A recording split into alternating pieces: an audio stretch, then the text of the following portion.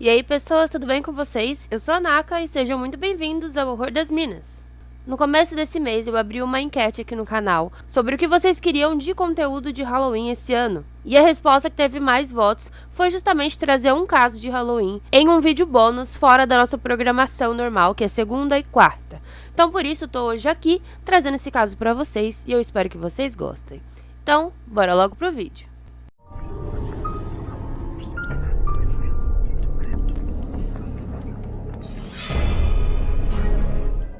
O nosso caso de Halloween se foca em dois serial killers que atuaram em 1979 lá na Califórnia. O primeiro sujeito se chamava Lawrence Sigmund Whittaker.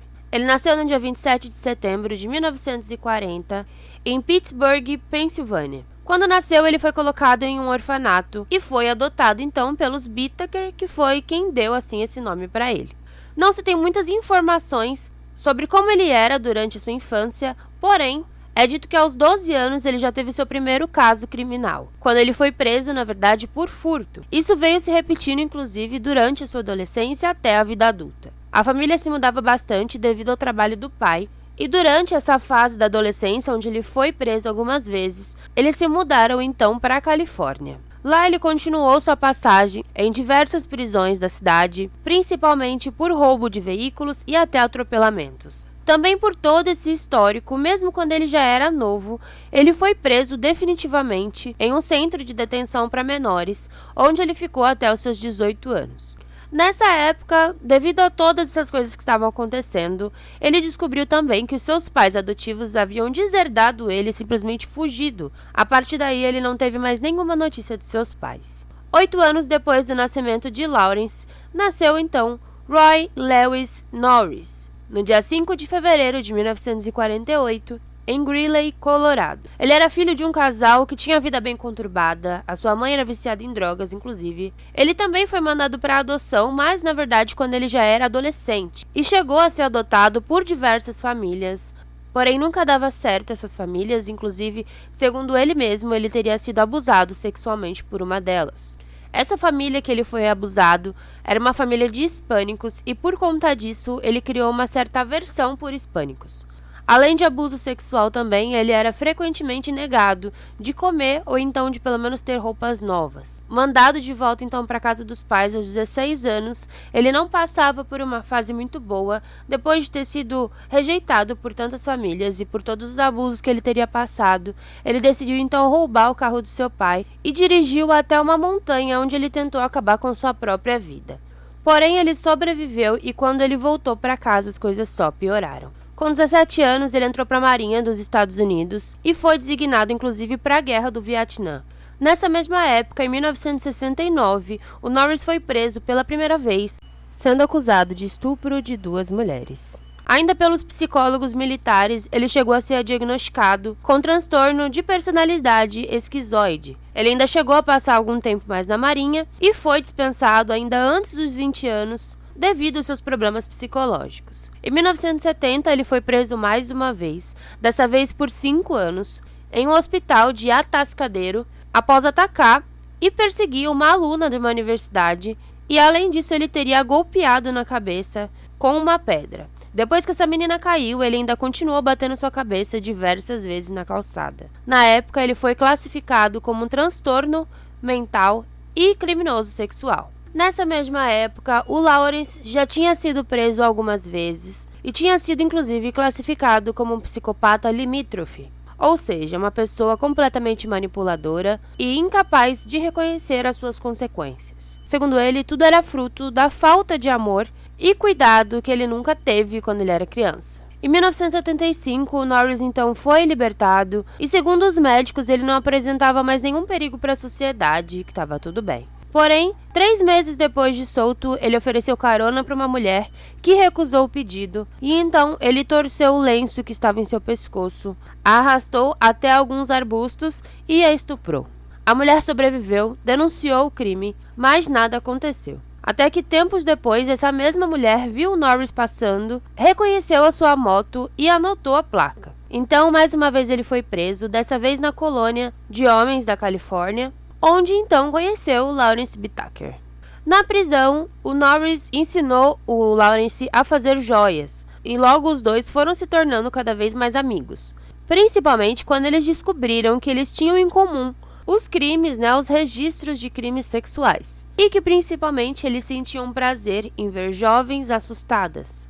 Então eles passavam horas conversando e bolando planos de como eles poderiam agredir e assassinar mulheres e adolescentes entre 13 e 19 anos. Em outubro de 1978, o Lawrence foi liberado e foi para Los Angeles, onde ele começou a trabalhar como maquinista. Ele não era nem um pouco sociável, porém, por trabalhar nesse local, por morar em um bairro onde muitas pessoas se cumprimentavam, conviviam juntas, ele acabou se tornando conhecido na região. Ele não era nem um pouco sociável, ele não tinha amigos, mas ele conhecia uma certa quantidade de pessoas, que principalmente respeitavam ele.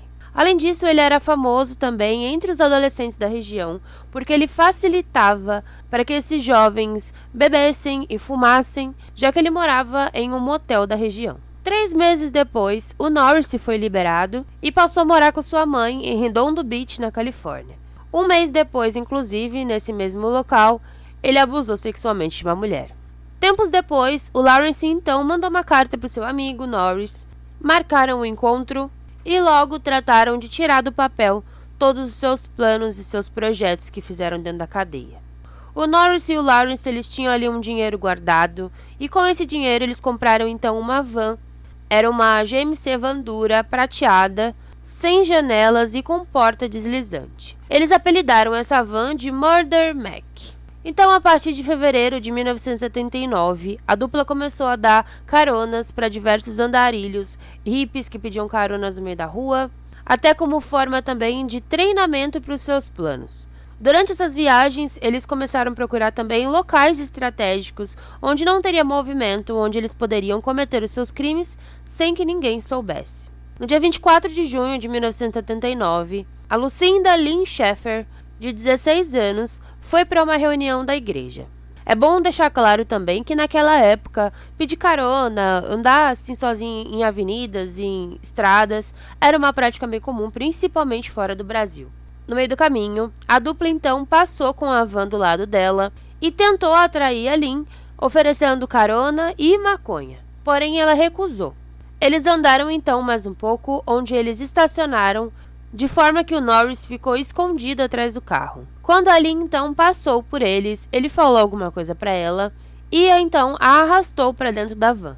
O Whittaker então colocou um som bem alto e a Lynn foi amarrada e amordaçada. Eles dirigiram até uma estrada de bombeiros, uma estrada abandonada, em San Gabriel, onde a Lynn foi estuprada pelos 2 homens.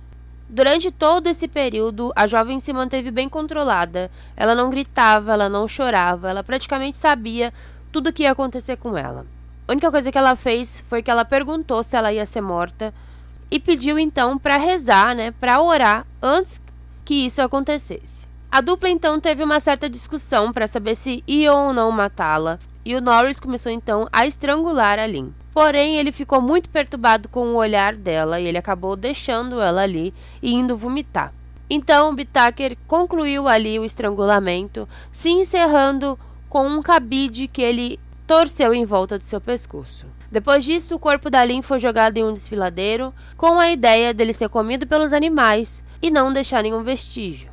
A Lynn foi a primeira vítima da dupla, que seguiu fazendo outras vítimas na região. A Andrea Joy Hall, de 18 anos, em julho de 79, a Jack Doris Gilliam, de 15 anos, e a sua amiga Jacqueline Leah Lamp, de 13 anos, em setembro daquele mesmo ano. Todas foram abusadas, amarradas, torturadas, e inclusive a Gilliam foi esfaqueada em seus seios com um picador de gelo, além dele ter usado ferramentas, principalmente alicates, em todas essas torturas. No Halloween daquele ano, dia 31 de outubro, a Shirley Lynette Ledford, de 16 anos, estava em um posto de gasolina, voltando para casa depois de uma festa de Halloween. Ela estava pedindo carona para algumas pessoas, até que a dupla chegou até o local. A Shirley trabalhava em um restaurante como garçonete e o Whittaker era um cliente muito assíduo naquele restaurante. Então ela já o conhecia e ela o respeitava, ele era uma pessoa conhecida na região, então não teria nenhum problema ela aceitar a carona deles. Porém, assim como as outras jovens, a Shirley foi amarrada e foi amordaçada. Com o Norris na direção, o Whittaker então começou a torturá-la. Dava vários tapas, xingava e mandava ela gritar cada vez mais alto. Ela chorou bastante de início, pediu para ele não fazer nada com ela, e então ele começou a espancá-la com um martelo. E além disso, começou então a torturá-la com um alicate. A dupla guardava todas as suas ferramentas em uma caixa de ferramentas que ficava na parte de trás da van, já própria para isso. Toda a tortura da Shirley foi gravada por um gravador que Tucker fazia questão de deixar já na parte de trás da sua van, principalmente para aquele crime. E o Whittaker então mandava ela gritar cada vez mais alto, e ela sempre respondia que gritaria se ele parasse de bater nela. E enquanto a jovem gritava e tudo era gravado, Norris então largou o volante e foi participar ali da tortura. Com um martelo, ele quebrou seu cotovelo, ele bateu no cotovelo dela e mesmo depois que já tinha quebrado, ele continuou golpeando mais 25 vezes com uma marreta. E no final ele ainda dizia: "Por que você está chorando?" Toda essa tortura, tudo foi gravado nessa fita de áudio, que é, na verdade, um dos áudios mais perturbadores que eu já ouvi na minha vida. A Shirley ficou cerca de 2 horas em cativeiro, e assim como a sua primeira vítima, o Norris a matou, estrangulada com um cabide de arame. Ao contrário das outras vítimas que eles tentavam fazer de forma com que não fosse descoberto, dessa vez o corpo da Shirley foi jogado em um gramado de uma casa aleatória de Sunland. Pela manhã, o corpo foi encontrado, e foi uma visão assim absurda pós-Halloween, já que a Shirley tinha sido completamente torturada, completamente espancada, a ponto de ter inclusive um alicate dentro dela que foi introduzido pela sua genitália. E inclusive teve um dedo da sua mão cortado. Pouco tempo depois do crime, o Norris encontrou um amigo da prisão chamado Joseph Jackson e acabou até se gabando do ocorrido. Ele começou a contar sobre todos os crimes que estavam cometendo, principalmente o crime contra a Shirley. Lembrando que o corpo da Shirley foi o único que foi encontrado durante esse período. Sabendo disso, o Jackson então falou com seu advogado e os dois foram depor à polícia tudo que sabia sobre o caso. Ele deu todos os detalhes que foi dado pelo Norris, e todas as informações sobre as jovens desaparecidas batiam realmente com essas jovens que ninguém tinha ideia de onde estava. Um dos relatos também era de uma mulher chamada Robin Robeck, que teve seu rosto pulverizado e foi estuprada pelos 2 homens. Essa mulher sobreviveu e ela chegou a denunciar, porém na época do crime os 2 não foram identificados. Sabendo disso, depois desse caso da Shirley, então a polícia foi atrás da Robin, que verificando em imagens e fotografias, ela então confirmou que aqueles 2 eram os mesmos que abusaram dela. Porém, ainda não se tinha prova suficiente para prendê-los, e então eles foram presos por violação de condicional, já que os 2 faziam uso de drogas. Durante esse processo, mais investigações foram feitas, inclusive na casa do Whittaker e do Norris. Na casa do Whittaker foram encontradas diversas fotos Polaroid de Hal e Gillian. E na casa do Norris foram encontradas mais de 500 fotos de adolescentes. Essas fotos foram tiradas principalmente sem o consentimento delas em uma escola. Na van foram encontradas então a caixa de ferramentas com tudo que estava lá, sacos plásticos, colares, vaselina, os galões contendo ácido e inclusive a fita de áudio contendo toda a tortura de Shirley. Na primeira audiência, no dia 30 de novembro daquele ano, o Norris negou qualquer participação no crime. Porém, conforme as evidências eram mostradas, ele confessou a sua participação, porém ele disse que o Whittaker era mais culpado, que era ele quem queria, na verdade, matar essas mulheres. Ele começou a contar tudo como acontecia, como essas vítimas eram atraídas e como elas foram mortas. Inclusive disse também que eles tiravam fotos dessas adolescentes com polaroids em troca de drogas e de carona. E as garrafas de ácido que foram encontradas, elas seriam usadas na verdade para sua próxima vítima. Além disso, segundo ele, tudo era apenas diversão. Nas fotos encontradas na casa, inclusive, uma jovem aparecia com características semelhantes a essas outras que foram mortas, porém essa menina nunca foi encontrada, nunca foi identificada. Nem o seu nome sabe, na verdade. Durante o julgamento, a fita da tortura da Shirley tocou por 10 minutos. O Whittaker não mostrou nenhuma emoção. Enquanto os jurados choravam, muitos saíam dali completamente perturbados. Outras pessoas disseram até ter sonhado com os Whittaker e com o Norris e que aquele caso estava perturbando a cabeça deles. Os dois foram acusados formalmente pela morte das 5 jovens, mesmo que seja muito possível que eles tenham feito muito mais que isso. O Norris, inclusive, ele receberia a condenação da pena de morte, porém, ele aceitou testemunhar contra o Whittaker em troca disso. Ele foi considerado um sociopata extremo e uma criminalista que chegou a entrevistar o Whittaker disse que sentia calafrios enquanto falava com ele, pois ele não mostrava emoção nenhuma. Os dois, inclusive, são considerados os assassinos mais frios que já existiram.